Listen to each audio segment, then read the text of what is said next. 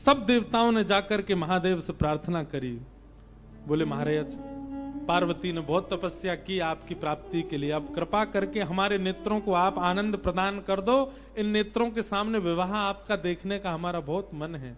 ब्रह्मा आदि देवताओं के विवाह के प्रस्ताव को सुनकर के महाराज महादेव जी ने सर हिलाया, बोले ठीक है। तभी सप्तऋषि जिनको परीक्षा लेने के लिए भेजा था, उन्होंने आकर के महादेव को बताया। बोले महाराज, हम परीक्षा लेकर के आए हैं और आपकी जो होने वाली कन्या है वो सकुशल है। अब हम जाकर के हिमालय महाराज को आपका थोड़ा यश सुना दें। सप्तऋषि गए हिमालय महाराज के पास, जाकर के उन्होंने कहा आपकी पुत्री जिनके लिए तप कर रही है वो साक्षात महादेव हैं, और महादेव बारात लेकर के आएंगे। आप अपने पूरे नगर की तैयारियां करो, सुंदर बनाओ, देवी देवता सब पधारेंगे। महाराज, पार्वती जी का तप पूर्ण हुआ है, सभी देवताओं को निमंत्रित कर दिया। ब्रह्मा जी ने बोले सब लोग चलो, महादेव बारात लेकर के जाएंगे। शंकर जी की बारात की तैयारी हो रही है। लगे सवारन सकल सुर, वाहन विविध विमान, होई सगुन मंगल सुभद, करहि अप्सरा गान। अप्सराएं गान करने लगी, डुमडुमियां बजने लगी, सहनाइयां बजने लगी, मंगल वाद्य बजने लगे। देवताओं ने अपने अपने वाहन सजा लिए, सब तैयारी करने लगे। बोले महाराज सब चलो, महादेव की बारात जाएगी। भगवान विष्णु पधारे। एक तो पहले से ही इतने सुंदर, और बारात में जाने के लिए और सुंदर बनकर के आए। शंख चक्र गदा पद्म लेकर के भगवान नारायण आए। आहा, देख करके सब बलैया लेने लगे, कितने सुंदर। ब्रह्मा जी चतुर्मुख, चारों का श्रृंगार करके आए और सुंदर। इंद्र भी आए, सब देवी देवता सब पधारे। लेकिन तभी सबने पूछा, बोले कि दुल्हा राजा कहाँ हैं?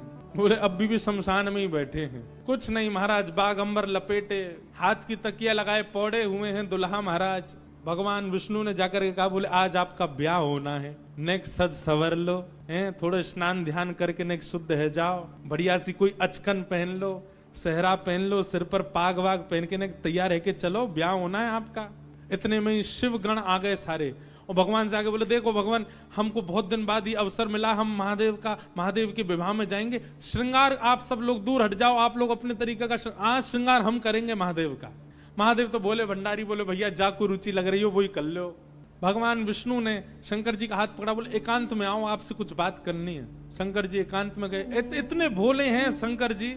भगवान नारायण बोले देखो ये विवाह हो रहा है, विवाह में मजाक आदि होते रहते हैं, इसलिए बुरा मत मान जाना बात का। शंकर जी बोले हम तो कोई बुरा मानते नहीं। बोले क्यों? कामदेव आया था, आपने तीसरा नेत्र खोल करके उसको ध्वस्त कर दिया, भस्म कर दिया।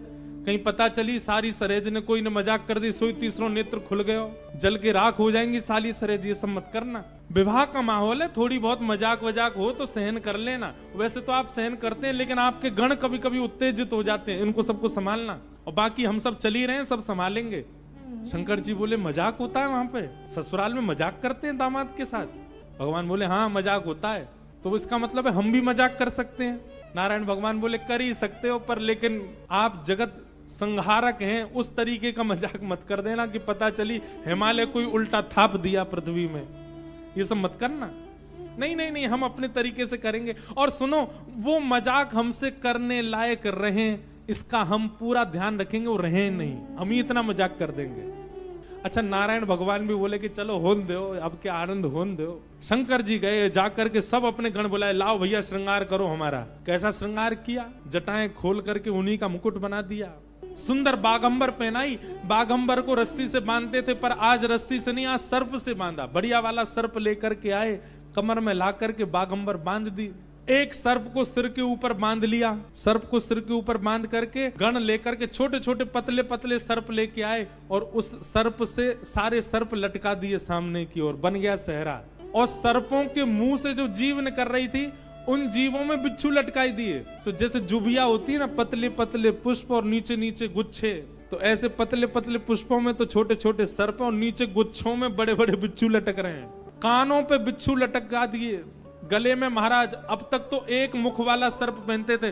भगवान शंकर जी बोले सुनो, तुम थोड़ी देर के लिए जाओ, चलो बहुत दिन हो गए तुमको गले में। बोले क्या लेके आओ? वो 5-5 मुख वाले सर्प लेके आओ। 5-5 मुख वाले सर्प ला करके गले में बिठा रहे हो। ये दुल्हा राजा तैयार हो रहे हैं। श्रृंगी भृंगी बोले भगवान, ये नारायण भगवान बहुत चमक रहे हैं, इंद्र बहुत चमक रहे हैं, ब्रह्मा जी भी बहुत चमक रहे हैं, हम भी चमकने चाहिए। शंकर जी बोले जाओ शमशान में अभी अभी चिता जली होगी, उसकी भस्म लेके आओ। गरम गरम चिता की भस्म लेकर के आए महाराज, अंग पे लगाई, पैरन पे लगाई, वक्ष पे लगाई, मुख पे लगा करके बोले अब चमक रहे हैं कि नहीं? बोले बढ़िया चमक रहे हो, अब चमक गए बिल्कुल आप। शंकर जी ने ऐसा तैयार किया स्वयं को, श्रृंगी भृंगी ने जय जयकार कर दी, बोले दुल्हा राजा तैयार हैं, बारात लेके चली जाए। भगवान ने जैसी शंकर जी को देखा बोले जय हो, आज हिमालय में जय जयकार नहीं हाहाकार होगी, ऐसी बारात जा रही है। नारायण भगवान ने तभी क्या कहा, बोले एक काम और कीजिए। बोले क्या? सब लोग अपनी अपनी पंक्तियां अलग अलग कर लो, हम नारायण हैं, हम अपनी पंक्ति लेके अलग चलेंगे। ब्रह्मा जी आप अपनी पंक्ति लेके अलग चलो, ए इंद्र तुम अपनी पंक्ति लेके अलग चलो, सब अलग अलग। दुल्हा अपनी पंक्ति लेके अलग आएंगे। सबसे आगे नारायण चले गए, उनके पीछे ब्रह्मा जी जा रहे हैं, उनके पीछे इंद्र देवताओं की सभा लेकर के जा रहे हैं, और सबसे पीछे शंकर जी, और शंकर जी के 10-5 गण। श्रृंगी भृंगी बोले हे गुरुवर, हे महादेव, देखो इतनी बड़ी बड़ी ये तो बारातियों की इतनी संख्या है, और जिनका ब्याह है हम ही लोग ही 10-5 हैं। शंकर जी बोले इसमें इतने परेशान होने वाली क्या बात है? विश्व में जितने शमशान सब हमारे, सब जगह जाओ, जो भी भूत प्रेत पिशाचनी डाकनी साकनी सब बैठी, सबको बुला लाओ, सबको लेकर के चलेंगे हिमालय, और सबको कह दो आज हमारे स्वामी का विवाह उत्सव है, कोई पीछे ना रहे। अपने दूर दूर के रिश्तेदार जो अमेरिका लंदन आदि में बैठे हैं उनको भी बुलवा लो। और महाराज विदेशी भूत भी आए हैं, सब भूत प्रेत आ गए। कैसे कैसे भूत प्रेत आए? को मुखहीन विपुल मुख काहू, बिन पद कर को बहुपद, बिन नयन को नयन विहीना, रिष्ट पुष्ट को अततन खीना। कोई मुखहीन विपुल मुख काहू, किसी का सिर ही नहीं है और किसी के बहुत सारे सिर हैं। और बिन पद कर को बहुपद बाहु, किसी के हाथ पैर ही नहीं है, रेंग रेंग के चल रहा हो, किसी के खूब सारे हाथ पैर हैं। विपुल नयन को नयन विहीना, किसी के नेत्र ही नहीं है, किसी के खूब सारे नेत्र हैं। और रिष्ट पुष्ट को भयंकर प्रचंड है, और कोई अति तन खीना, कोई बिल्कुल पतला दुबला है।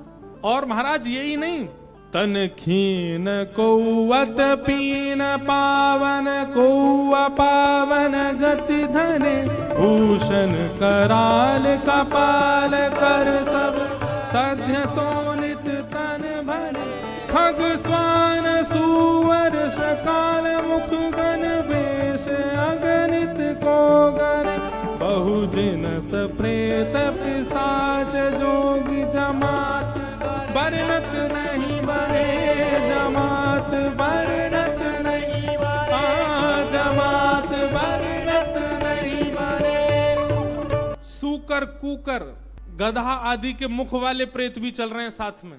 ऐसे ऐसे प्रेत आ गए, हूं हुंकार करते हुए चल रहे हैं, खिंग खिंग करते हुए चल रहे हैं, खिच्ची करते हुए चल रहे हैं। इस प्रकार सारे भूत प्रेतों की जमात आ गई और बारात निकल पड़ी हिमालय की ओर। शंकर जी की बारात जा रही है हिमालय। आहा, पूरे हिमाचल को इतना सुंदर सजाया, इतना सुंदर सजाया। हिमालय की कंदराएं देख करके, हिमालय के पहाड़ देख करके मोहित होने लगे सब। आज वैकुंठ से भी सुंदर सजा है हिमालय। सब सखियां अपनी अपनी अटारियों पर खड़ी हैं, सब अपने अपने द्वार पर खड़ी हैं। आरती का थाल लेकर के मैना देवी खड़ी हैं, और दूर दूर के रिश्तेदार नातेदार सब खड़े हैं। बोले नारद जी ने भैया ऐसा सुयोग वर बताया है, दूर दूर तक मिलेगा नहीं, तीनों लोकों में ऐसा वर नहीं मिलेगा। बारात की गाजे बाजों की आवाज आने लगी। ज्यों ज्यों गाजे बाजों की आवाज आए, हिमालय के लोग और उत्सुक होते जाएं, हमारे दुल्हा राजा आ रहे हैं।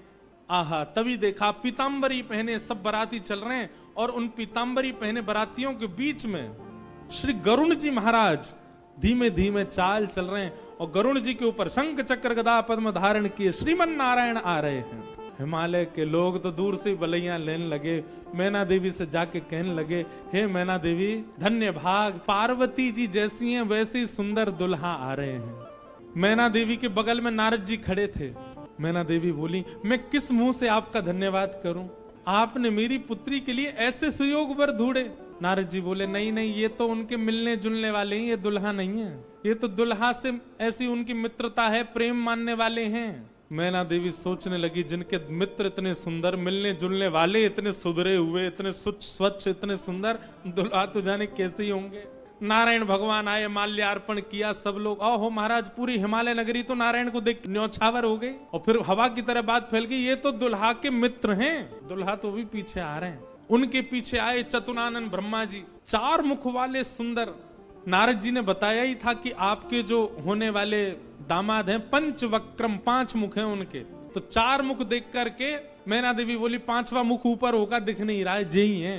बोलो मैं किस मुख से आपका धन्यवाद करूं, आप यही है ना, पंचवक्र है ना, इनके 5 मुख होंगे, 5वां ऊपर होगा। वो नहीं नहीं नहीं, ये तो चतुर्मुख है, ये तो ब्रह्मा जी हैं, ये भी दुल्हा नहीं है। तीसरे आए इंद्र। इंद्र जैसे ही पधारे, इंद्र का रूप भी बहुत सुंदर है, देवताओं के राजा हैं। इंद्र को देख करके सब हिमालय के लोग बोले नारद जी निश्चित यही हमारे दुल्हा राजा हैं, पहुना हैं। नारद जी हंसने हुए, नहीं नहीं, महादेव को जब प्यास लगती है, आपके दुल्हा को जब प्यास लगती है तो पानी पिलाने का काम यही करते हैं, ये उनको पानी पिलाने वाले। हिमालय के लोग बोले भैया पानी पिलाने वाला इतना सुंदर है, दुल्हा तो जाने कैसा ही होगा। जैसे ही सब देवी देवता जाने लगे, अब दूर से ही हूं हा हा ही आवाज आने लगी। नारद जी बोले बारात आ रही है, अब इन लोगों की व्यवस्था में देख के आता हूं, आप यहीं खड़ी रहना। नारद जी खिसक लिए वहां से, बोले अब तो पता है क्या होने वाला है। बारात में सबसे ज्यादा